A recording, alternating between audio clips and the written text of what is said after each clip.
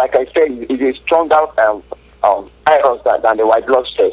So when it comes into the body, what it does is that it attaches itself to the white blood cells, and it begins to feed on the nutrient that is meant for the body growth. So after a period of time, so it makes the body slam. Then the HIV develops into AIDS, a more stronger virus, so which is more deadly than HIV. AIDS is more deadly than HIV. But when HIV comes into the body, if it is less untreated, then it develops into AIDS. I see. Now, you listed a few statistics in your book that I would like to read, which are referenced from the United Nations program on HIV/AIDS. It says in 2007, this is from the 2007 AIDS Epidemic Update Global Review. The number of people living with HIV in 2007 was 33.2 million. And people nearly infected with HIV in 2007 was 2.5 million, and the AIDS deaths in 2007 was 2.1 million. I also wanted to say that the numbers are extremely high among not only the people living in various regions as far as, the continents of Africa, but they're also very high in the United States. And in particular, the numbers are extremely high with African American young women in the United States. So these numbers are pretty startling, and it just speaks to the fact that we really have to get information out as to how to keep from getting this virus, and just from educating us as far as what we should do if we suspect we have it. Now, you mentioned that HIV virus can be found in body fluids. Can you talk a little bit about that? Linda, it's very important to know that HIV virus is not a contagious disease. A disease can either be contagious or acquired. When you say it is contagious, so that means that mere sitting with somebody you can contract such a disease. But when you say it is acquired, it means that you must take a physical steps to acquire such disease from somebody else. So HIV virus can be found in the blood, semen. So in which for it to be acquired from somebody else, you must have taken a certain step to acquire it from that person. So it's not a contagion. So that means that certain activities will have taken place for you to acquire HIV from another person's blood. So it stays in the blood and it remains in the blood until it is being acquired by somebody else.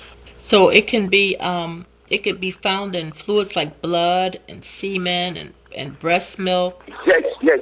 And now you also talked about several ways that I guess it could be contracted with unsterilized things, like by using unsterilized blades, like for shaving, and if you're going to the barber, or unsterilized blades for when people cut their nails or cutting their nails, and maybe unsterilized things for body tattooing.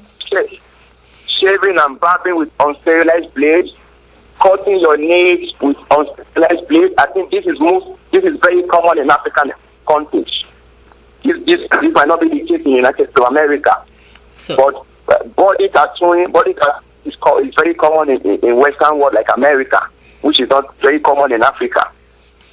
I see. So then it's more common, you're saying, in Africa in terms of the unsterilized equipment that's being used? Yes. In terms of unsterilized equipment, it's very much common in this part of the world and the Western world. And also, we need to consider the fact that there are traditional ways in which one can acquire HIV/AIDS as well. Through circumcision, incision, tribal marks.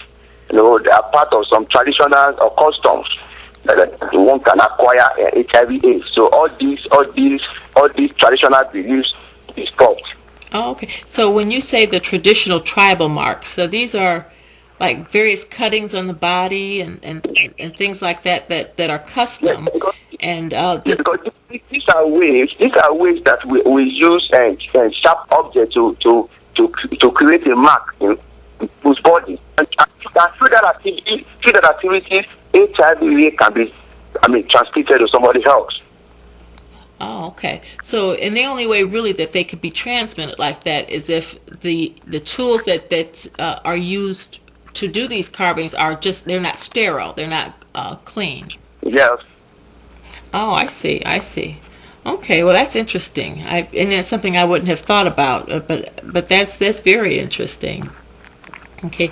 Now you mentioned you spend quite a bit of time in your book talking about another high risk of getting this disease. And you mentioned reckless and destructive sexual behaviors. Can you explain that?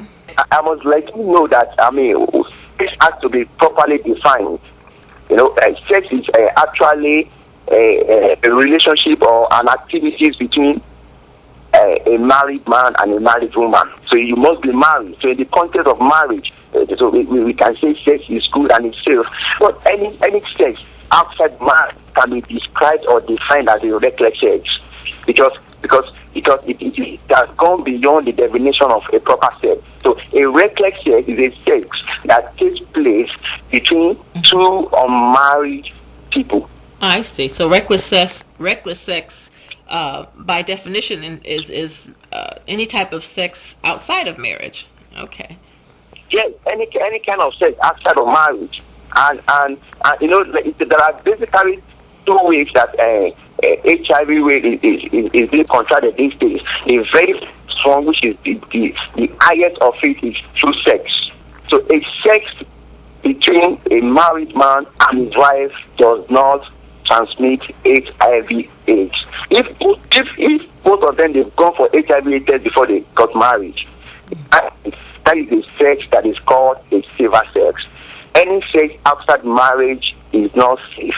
Yeah, I see. So the risks are very high, and of course that would be anywhere. Anywhere, not just there, but here and anywhere. If you have sex, and certainly what people would like to say unprotected sex, but any kind of sex with a lot of different partners, of course the risk would go up tremendously. Yeah. Yeah, and I like how you say in your book that abstinence, that with abstinence you are 100% risk free. However, with reckless sex, you are 0% risk free, and that's so true. You are right. That any sex that is not, we true that we can't use a condom if you want to have sex. But the fact of the matter is that condom can prevent the disease from being transmitted into you, but condom does not prevent your soul from being destroyed. So the issue with reckless sex is not even about you. It's about the soul of a man that is involved. You must be able to do all things that will prevent your soul from being destroyed. Remember, your soul is the energy of your destiny. So whatever you are involved in could actually jeopardize your future tomorrow. So that is why you don't take part in reckless sex, because it's very dangerous. Risk is high. So only abstinence until you are legally married, until you are well qualified to have sex. So only abstinence remains a better option today. There are different options, but the best of it all is abstinence from sex. And I really do love the fact that you're definitely a faith-based believer, and as I like the idea, and there'll be people who would probably listen or maybe read the book and think, that's nobody can live that way. But if we're anybody should be living this way, but certainly those who profess to be, believers, that's what we believe in abstinence, so that's what we teach anyway.